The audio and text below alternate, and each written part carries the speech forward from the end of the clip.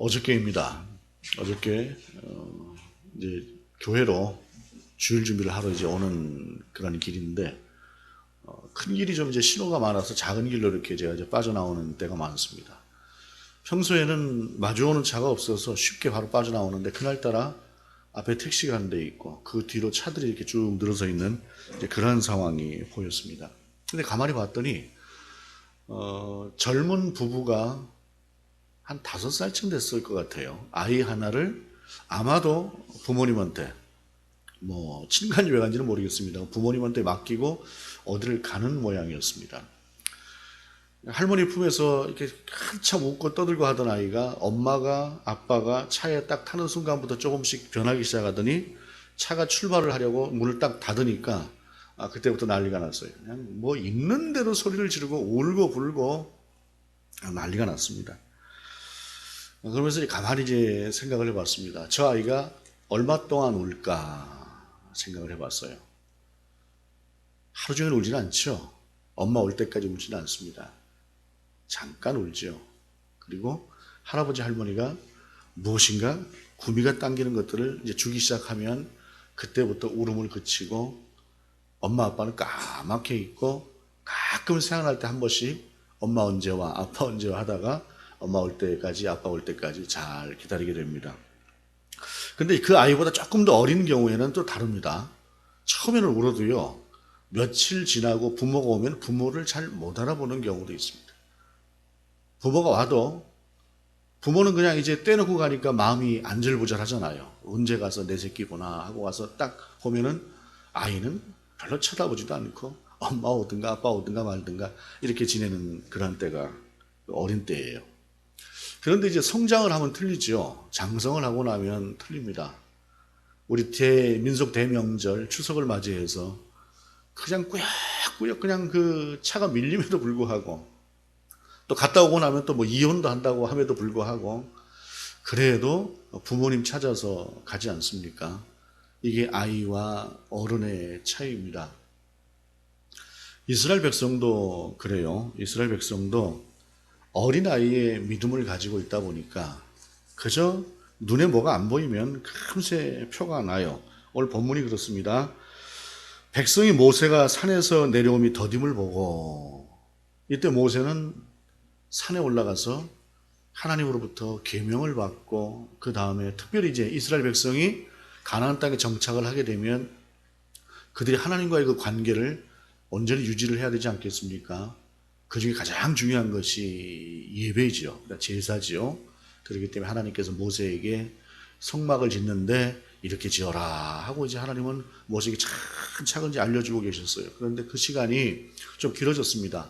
한 며칠이면 오겠지 하고 백성들이 기다렸는데 며칠이 지나도 안 오고 열흘이 지나고 20날이 지나도 오지는 않고 40일이 다 돼가도록 오지 않으니까 이제 백성들이 이제 소요가 일어나기 시작을 한 겁니다. 이 기다림이라고 하는 것은 때로는 굉장히 지루해요. 그래서 일일이 여삼추다라고 하는 말이 있지 않습니까? 하루인데 3년 같다라고 하는 말이에요. 인생을 살다 보면 무엇인가 기다림에 있어서 그렇게 지루하게 느껴지는 짧은 시간임에도 불구하고 참 지루하게 느껴지는 그러한 때가 있습니다. 그런데 그러다 보니까 이 사람들이 어떻게 이야기를 하느냐 하면은 모여 백성이 아론에게 이르러 말하되 일어나라 우리를 위하여 우리를 인도할 신을 만들라 이 모세 곧 우리를 애굽 땅에서 인도하는 사람은 어찌 되었는지 알지 못함이니라 라고 백성들이 이야기를 합니다. 모세가 안 보이니까 빨리 좀 데려와라 라고 야단을 치는 것도 아니에요. 모세가 안 보이니까 언제 오느냐 라고 이 부르짖는 것도 아니고 백성들은 자기들이 정해서 우리를 인도해야 될 신을 만들어내라 라고 그렇게 이야기를 하고 있는 것입니다. 그러니까 눈에 보이지 않는 상태에서 왜 보이지 않느냐라고 할 수 있습니다. 얼마든지. 그리고 언제 오느냐고 얼마든지 보칠 수도 있습니다. 어린아이 같으니까요. 그런데 문제는 아비를 어미를 대신해 달라는 말과 똑같은 우리를 위하여 우리를 인도할 신을 만들라. 우리를 애굽 땅에서 인도해낸 사람은 어찌 되었는지 알지 못하겠다라고 이야기를 하는 것입니다. 사람이 불안해지고 나면 좀 달라지기는 합니다. 사람이 많이 불안해지게 되면 그때는 지능이 닭 정도 수준으로 간대요. 닭 정도 수준으로. 그래서 전혀 사리 판단을 하지 못하는 그런 상태까지 갈 수도 있다고 하는데, 그럼에도 불구하고 그리스도인은 아무리 당황스럽고 아무리 혼란스럽고 아무리 불안해도 누구를 바라봐야 되느냐라고 하는 것에 있어서 가장 먼저 바라볼 것은 하나님이다라고 하는 것은 분명한데, 지금 이스라엘 백성은 이제 그러지를 못하는 거예요. 마치 갓 태어난 아이와 같고 아직 젖 먹는 아이와도 같고 이제 아장아장 걷는 아이와도 같아서 눈에 보이지 않는 것에 대한 그러한 것들을 불안한 것을 느낀다는 것이죠. 인생은 때로는 살다 보면 광야와도 같은 시기를 거칩니다. 어차피 인생이라고 하는 것이 사실은 그렇게 기쁘고 즐겁고 가슴 벅찬 날보다는 평범하거나 때로는 적당히 힘들다라고 하는 날이 많고, 때로는 광야와도 같이 참 고단하다 하는 때가 없지 않은 것이 인생이에요. 그런데 문제는 이게 언제 끝나는지 모르는 것이고 내가 기다리는 것이 언제 시작할지 모른다고 하는 것에 문제가 있어요. 그래서 하루만 기다리면 된다라고 하는 그 기다림이 지루할 때도 있지만, 하루만 참아내면 된다고 할 때 그 하루를 견뎌내는 것은 쉽고, 열흘을 참으면 된다고 할 때 그 열흘을 기다리는 것은 그래도 희망이 있어서 괜찮아요. 그런데 이게 될지 안 될지 모른다는 것, 이것이 인생이 참 불안한 것이죠. 그런데 중요한 것은 광야로 데려다 놓으신 분이 하나님이시기 때문에, 그 하나님이 광야로 나를 데려다 놓으셨으면 그 다음을 하나님께서는 분명히 예비하신 것이 있다라고 하는 것은 너무나 당연하다라고 하는 사실입니다. 우리의 인생을 책임지고 인도하시는 분이 하나님이십니다. 때로는 내가 잘못해서 나를 징계하실 수도 있고, 때로는 나를 시험하시기 위해서 광야로 내려놓으실 수도 있고, 때로는 나를 훈련시키시기 위해서 광야로 내려놓으실 때도 있지만, 내가 잘못했으면 하나님 앞에 회개할 일이고, 그리고 하나님께서 나를 시험하시는 것이라고 한다면 참아내면서 내 믿음을 보일 일이고, 하나님께서 나를 훈련하시는 것이라고 한다면 그 훈련을 기꺼이 받아들이는 것이 또한 내가 할 일인데, 중요한 것은 그렇게 견뎌내는 인생이 쉽지 않다라고 하는 것에 있습니다. 아무리 신앙이 좋은 사람도 광야를 지나갈 때는 벅차고 힘든 것이죠. 아무리 달리기를 잘하는 마라톤 선수, 금메달을 딴 선수라고 할지라도 마라톤 그 꼬린 지점을 향해서 달려갈 때는 힘들고 곧 죽고 싶다는 생각이 드는 것이 한두 번이 아니라는 것이죠. 그래서 어떤 마라톤 선수는 말하기를 뛰어가다가 너무 힘들어서 마주 달려오는 차에 그냥 뛰어들어서 그냥 죽어버렸으면 좋겠다는 생각이 들 정도로 힘든 그런 상황을 겪었다는 것 아니겠습니까? 저도 그렇고 여러분도 그렇고 그런 고난의 시기를 인생은 몇 번쯤은 거쳐가는 것 같습니다. 그럼에도 불구하고 우리가 바라볼 것은 하나님이다라는 것이죠. 그런데 이 반응 앞에서 사람이 어떻게 반응을 보이느냐? 2절에 아론이 그들에게 이르되 너희 아내의 자녀와 자녀의 귀에서 금고리를 빼어 내게로 가져오라. 모든 백성이 그 귀에서 금고리를 빼어 아론에게로 가져가매 아론이 그들의 손에서 금고리를 부어서 조각칼로 새겨 송아지 형상을 만드니 그들이 말하되 이스라엘아 이는 너희를 애굽 땅에서 인도하여낸 너희의 신이로다 하는지라. 아론의 입장에서도 참 다급했을 거예요. 백성이 와서 모세가 어떻게 된 거냐라고 따지는데, 우리가 이제 십계라고 하는 영화를 보게 되면 이 장면이라고 하는 것에 대한 대략적인 어떤 느낌이 와요. 그냥 와서 따지는 것이 아니라 곧 뭐 밀란이 일어날 것처럼 와가지고 따지니까 뭐 그 아론의 입장에서도 이 뭐라고 해줄 말이 있어야 되는데, 그때 아론은 신앙적인 결단을 하는 것이 아니라 정치적인 결단을 했다라고 하는 것에 문제가 있는 거예요. 사람이 살다 보면 때로는 지도자는 최선이 아니면 차선, 최악을 면하기 위해서는 차악을 선택해야 되는 경우가 불가피하게 있는 경우가 사실은 없지 않습니다. 인생이라고 하는 것이. 그런데 아론은 명색이 모세의 형이고 모세의 입노릇을 했던 사람이고 하나님의 그 기사와 이적을 눈앞에서 같이 봤던 사람 아니겠습니까? 그러니 좀 달라야지요. 설사 돌에 맞아 죽더라도 우리가 기다리자라고 얘기를 해야 되는 것이 아론의 입장인데, 아론은 그만 그 두려움 앞에서 굴복해버리고 어떤 선택을 하게 되느냐면은 백성이 원하는 선택을 하게 되는 것입니다. 그래서 금고리를 가져와라 라고 해서 그것으로 부어서 금송아지를 만들게 되었던 것입니다. 왜 아론의 선택이 금송아지냐? 금송아지라고 하는 것은 당시에 이스라엘이 살았던 그 지역의 위와 아래 지방에서 널리 신으로 숭배하던 우상 중에 하나였습니다. 인간이 아마도 다루고 또 키우는 가축 중에서 가장 값진 것이 소지요. 소보다 더 값진 것은 별로 없다고 할 수 있을 거예요.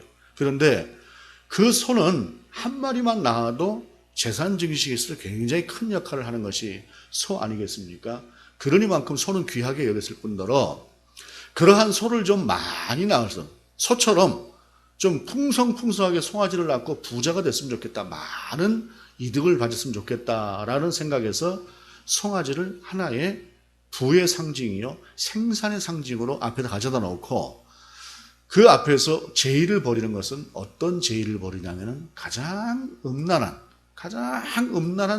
행위를 하는 것이 제사의 형식이었는데, 아이러니하게도 인생은 바로 이와 같은 것들에 대해서 성숙되어 있고 경건해 있는 그리스도인의 모습, 하나님의 백성의 삶의 모습을 갖고 있지 않으면 이러한 쪽이 가장 취약한 것이 인생이다라고 하는 사실입니다. 당시에 그쪽 지방에서 흔히들 많이들 행하고 있던 것들 중에 하나가 보이는 우상은 달라도 행하는 행위는 비슷한 것이 이와 같았던 것이기 때문에 백성의 구미에 딱 맞았던 거예요. 아론은 하나님을 따라가는 그러한 신앙적인 결단은 부족했던 사람이지만 백성을 보고 백성의 구미에 맞는 것을 던질 줄 아는 정치적인 감각은 상당히 뛰어났던 사람이다라고 하는 것이에요. 우리가 살아가면서 때로는 이해관계라고 하는 것이 있을 때에 어느 것을 선택할 때 나에게 이해가 될까, 이익이 될 것이냐라고 하는 것이 눈에 보이는 때도 없지 않습니다. 작은 것, 크게 정말로 도덕적이나 윤리적으로 하나님 앞에서 비난받지 않을, 정죄받지 않을 것이라고 한다면 우리는 가끔 그런 선택을 하게 되는 경우들이 적지 않습니다. 그러나 이것이 신앙이 있는 사람이냐 신앙이 없는 사람이냐 둘 중에 하나를 선택하게 될 때에는 우리는 돌에 맞아 죽더라도 기다리라 할 줄 알아야 되는 것이 우리의 신앙인의 모습이죠. 그런데 아론은 정치적인 선택을 했던 것입니다. 그러면서 아론 한 걸음 더 나가요. 5절 아론이 보고 그 앞에 제단을 쌓고 이에 아론이 공표하여 이르되 내일은 여호와의 절일이니라 하니, 하나님 앞에 제사를 드리는 특별히 정해진 날이 내일인데 금송아지 앞에다가 제단을 딱 쌓아놓고 이게 여호와다. 그러니 내일은 이 앞에서 우리가 절기를 지키자라고 이야기를 하고 있는 것이에요. 금송아지를 쌓아놓고 보라 우리의 신이다, 우리의 여호와다. 절제 하나님이 송아지가 되어버리는 그러한 순간이다라고 할 수가 있습니다. 예배란 사람을 만족시키는 것이 아니라 하나님을 만족시켜드리는 것이 예배입니다. 그렇기 때문에 우리가 예배의 형식에 대해서는 우리의 마음을 담을 수 있는 예배의 형식이라고 하는 것을 지속적으로 발전해 나가는 것, 이것은 대단히 중요합니다. 예를 들자면 찬양이 우리의 마음을 하나님께 드림이 더 효과적이다라고 할 때 우리는 많은 찬양을 통해서 하나님께 나아갈 수도 있을 것입니다. 예배 형식이라고 하는 것이. 그러나 우리가 즐겁자고 노래를 하는 것은 아니다라고 하는 사실입니다. 우리의 마음을 담을 수 있는 가장 효과적인 곡을 하나님 앞에 드리면서 그 곡을 하나님 앞에 제사로 예배로 드리는 것이지, 내 마음이 흡족하고 그냥 내 기분이 즐겁자고 그렇게 찬양을 하는 것은 찬양이 아니라 노래가 된다라고 하는 것이에요. 그런데 그들은 하나님 앞에 예배를 드린 것이 아니라 그들의 축제를 즐기자라고 그렇게 이야기를 하고 있는 것입니다. 이 광경을 보시던 하나님께서 뭐라고 말씀하십니까? 여호와께서 모세에게 이르시되 너는 내려가라. 내가 애굽 땅에서 인도하여 낸 내 백성이 부패하였도다 라고 말씀하세요. 내 백성이, 내가 애굽 땅에서 인도하여 낸 내 백성이 부패하였다라고 하는 것이 아니라 모세를 보고 네가 애굽 땅에서 인도하여 낸 네 백성이 부패했다. 가봐라. 이야기를 하는. 여러분, 이 장면이 무엇일까요? 1절에서 백성들이 우리를 인도하여 낸 사람이 모세다.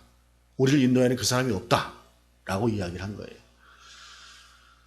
우리가 어떤 신앙적으로 상당히 뛰어난 참 본받을 만한 그러한 사람을 멘토로 삼고 그의 신앙을 본받을 수는 있습니다.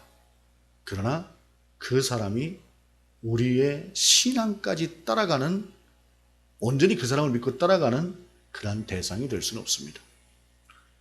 목사도 그러한 대상이 결코 될 수가 없습니다. 우리는 하나님을 따라가는 것이, 다만 우리 신앙 공동체 안에서 효과적으로 우리 신앙 공동체를 유지하고 하나님 앞에서 바르게 그 공동체를 유지하기 위해서 하나님께서 특별하게 세우는 그 직분을 존중하고 귀하게 여기는 것이지, 결코 온전하게 우리를 인도할 수 있는 사람은 이 땅에 아무도 존재하지 않는다라고 하는 사실입니다. 하나님께서는 네 백성이니까 네가 가서 알아서 해라 라고 말씀하시는 것이, 그러니까 뭐냐면, 이게 참 인격적인 표현인데, 이 자식이 뭐라고 이게 속을 새기면, 옛날에 그랬습니다. 저희 때만 해도 속을 새기면은 아버지가 말씀하시기를 당신 새끼니까 당신이 알아서 해, 이렇게 이야기를 해요. 아버지 새끼가 따로 있고 어머니 새끼가 따로 있으니까 둘이 낳았지요. 그럼에도 불구하고 미우니까 네 새끼라고 이렇게 이야기를 하는 거예요. 하나님이 참 인격적이에요. 하나님처럼 위대하신 분이 말하자면 당신의 서운함을 이렇게 인간적으로 우리 가운데 표현을 하신 것이 오늘 본문의 말씀이라는 것입니다. 그래서 하나님은 높으시고 위엄 있으시고 전지하시고 전능하신 분이지만, 가장 인간적인 것처럼 인격적으로 우리와 관리하기를 원하시는 분이 하나님이시다라고 하는 사실입니다. 과거에 그런 말들 많이 했죠. 엄마는 원래 생선 대가리만 좋아하는 줄 알았어. 근데 철 들고 보니까 생선 몸통은 우리 먹으라고 주는 거고, 엄마는 그냥 그 생선 대가리만 먹는 거였어 라고 하는 것을 나중에 깨닫게 되는 것처럼, 하나님의 마음은 이렇게 인격적이다라고 하는 것을 우리가 하나씩 알아가는 것이다라는 것입니다. 8절에서 이렇게 말씀하세요. 내가 그들에게 명령한 길을 속히 떠나 자기를 위하여 송아지를 부어 만들고 그것을 예비하며 그것에게 제물을 드리며 말하기를, 이스라엘아, 이는 너희를 애굽 땅에서 인도하여낸 너희 신이라 하였도다. 앞에서는 네가 인도한 네 백성이다 라고 말씀하셨는데, 내가 인도해놓은 이놈들이 나를 버리고 송아지를 만들어서 그 앞에 예배를 하고 있지 않느냐라고 하는 당신의 마음과 당신의 분노하심을 그렇게 표현하시는 것이 하나님이시다라는 것입니다. 우리가 많은 성경 중에서 시편을 통해서 은혜를 받는 경우가 많아요. 그것이 왜 그러냐면 시편은 인간적이기 때문에 그렇습니다.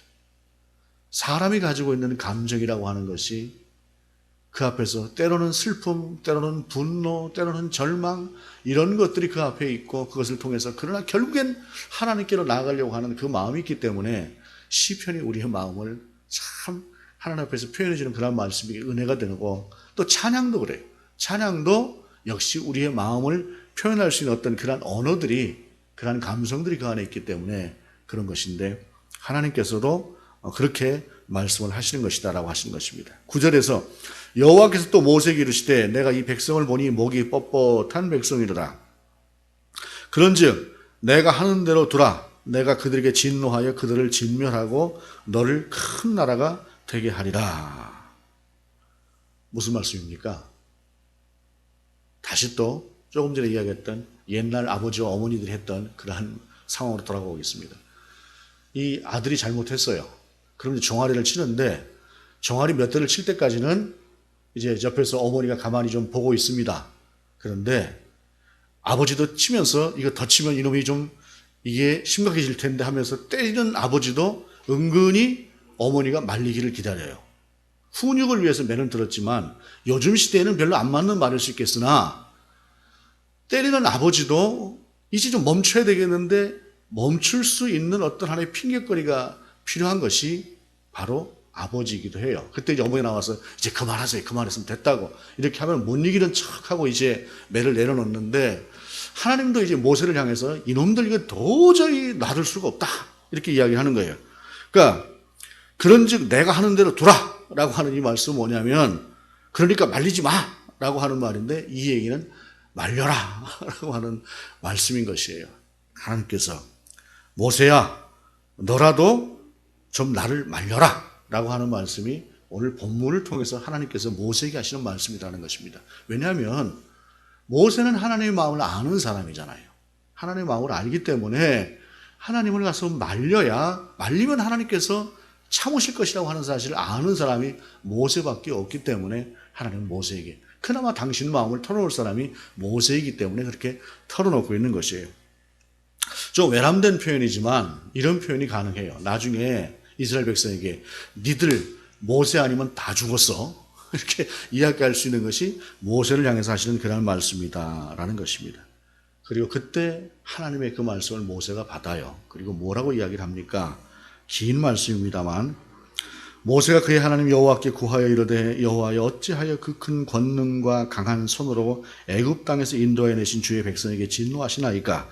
어찌하여 애굽 사람들이 이르기를 여호와가 자기의 백성을 산에서 죽이고 지면에서 진멸하려는 악한 의도로 인도해 내었다고 말하게 하시려 하나이까? 주의 맹렬한 노를 그치시고 그 뜻을 돌이키사 주의 백성에게 이 화를 내리지 마옵소서. 주의 종 아브라함과 이삭과 이스라엘을 기억하소서. 주께서 그들을 위하여 주를 가리켜 맹세하여 이르시기를 내가 너희의 자손을 하늘의 별처럼 많게 하고 내가 허락한 이 온 땅을 너희의 자손에게 주어 영원한 기업이 되게 하리라 하셨나이다 라고 말씀하시면서 하나님 앞에서 엎드려서 하나님의 진노가 넘어가기를 구하고 있는 것이에요. 말씀은 모세가 하나님 앞에서 아뢰고 있는 이 말씀은 한편으로는 논리적입니다. 그러나 하나님을 설득하는 것은 모세가 하나님 앞에서 구구절절히 옳은 말을 해서가 아니라 모세가 진심으로 하나님 앞에 엎드렸기 때문에 그렇습니다. 우리가 하나님 앞에서 기도를 잘 하는 것도 중요합니다. 그러나 더 중요한 것은 진실하게 내 마음을 하나님 앞에 아뢰는 것이 더 중요하다는 것입니다. 모세는 그 진실함으로 하나님 앞에 나아갔습니다. 그리고 하나님께서 14절 여호와께서 뜻을 돌이키사 말씀하신 화를 그 백성에게 내리지 아니하시니라. 그렇다고 하나님께서 이 이스라엘 백성을 그대로 다 용서하신 것은 아니에요. 전체를 다 용서하신 진노하사 전체를 다 징계하신 것은 아니었지만 그 뒤로 하나님께서는 그 중에서 3,000명이라고 하는 사람을 특별히 징계하신 후에 하나님의 진노를 마치게 됩니다. 하나님께서 왜 모세를 선택하셨고 왜 그 사람을 통해서 이스라엘 백성을 인도하여 내셨는가 라고 하는 것을 적어도 본문을 우리 가운데 보여주는 한 대목이기도 합니다. 아론은 눈앞에 보이는 것을 따라갔던 사람입니다. 어쩌면 아론은 모세보다 똑똑한 사람이었을 수 있습니다. 그러나 하나님께서 사용하시는 것은 사람은 똑똑한 사람이 아니라 우직할지라도 하나님을 바라보는 사람을 하나님께서는 선택하는 것이죠. 모세는 어떠한 경우에도 하나님을 따라가는 사람이었고 어떤 두려움 앞에서도 하나님 앞에 무릎을 꿇는 사람이 바로 모세였습니다. 우리도 광야를 때로는 지나가는 사람들이고 분명히 하나님께 속한 하나님의 백성입니다. 우리의 인생에서 때로는 모세가 산에 올라갔을 때에 그 모세를 기다리면서 하나님의 임재가 없는 것처럼 그렇게 느꼈던 이스라엘 백성의 그 하나님의 구제를 느끼는 그러한 사람들이 될 수도 있습니다. 그러나 신앙이라고 하는 것이 하나씩 자라가면서 아론처럼 하나님을 아는 백성이 되었을 때에 그때 때로는 우리는 선택이라고 하는 것을 해야 될 때가 온다라고 하는 것입니다. 하나님을 선택하느냐 아니면 하나님의 반대의 것을 선택하느냐. 선택이라고 하는 것이 하나님께 속하는 것일 수도 있고 세상에 속한 것일 수도 있어서 세상을 딱 이원화시켜서 둘 중에 하나를 선택하고 사는 것은 힘듭니다. 그것은 불가능한 일입니다. 그러나 이것이 명백하게 하나님 반대편에 서 있는 것이라고 할 때에는 우리가 아무리 우리의 이익을 따라 살아가고 가볍게 살아가는 그런 인생이라고 할지라도 적어도 그때에는 아닌 것은 아니라고 하고 하나님을 바라볼 줄 알아야 된다라고 하는 사실입니다. 이스라엘 백성은 그저 모세의 뒷공무니만 따라갔던 사람입니다. 아론은 모세와 함께 하나님을 따라갔던 것처럼 보였던 사람이지만 그러나 결정적인 때에 눈앞에 보이는 것들을 보고 현실적인 선택을 했던 사람입니다. 그러나 모세는 끝까지 하나님을 따라갔던 사람입니다.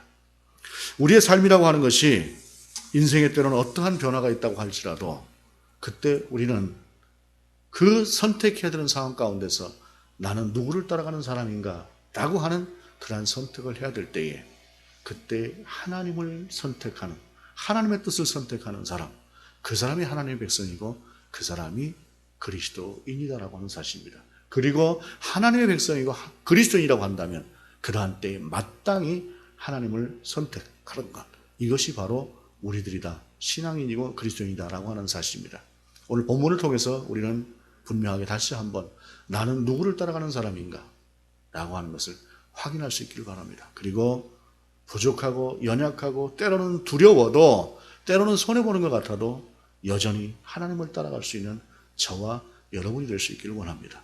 기도하시겠습니다. 하나님, 우리는 누구를 따라가고 무엇을 따라가는 사람들일까요? 우리는 하나님을 따라가는 사람들이고 하나님이 원하시는 것을 행하는 사람들이게 하시옵소서.